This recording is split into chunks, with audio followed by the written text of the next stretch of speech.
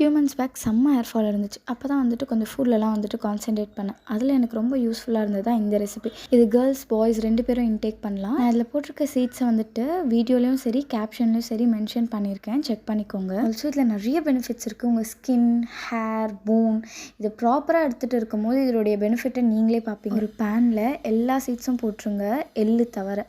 ஏன்னா அது வந்துட்டு லாஸ்ட்டாக தான் நீங்கள் போடணும். No ghee, no salt, nothing, don't put anything. ஒரு 15 மினிட்ஸ் ஸ்லோவாக அப்படியே வந்துட்டு ரோஸ்ட் பண்ணிகிட்டே இருங்க.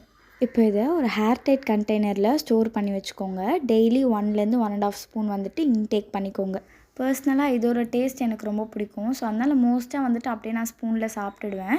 இல்லைனா நீங்கள் வந்துட்டு ஃப்ரூட்ஸில் வந்துட்டு இதை மிக்ஸ் பண்ணிக்கலாம். இல்லைனா நீங்கள் ஏதாவது ஸ்மூதி வந்துட்டு பண்ணிங்கன்னா அதுலேயும் வந்துட்டு ஆட் பண்ணிக்கலாம். இது ரெகுலராக இன்டேக் பண்ணும்போது உங்கள் ஸ்கின், ஹேரில் நல்ல சேஞ்சஸ் நீங்களே பார்ப்பீங்க. If you have any doubts comment பண்ணுங்கள். டுடூல்ஸ்.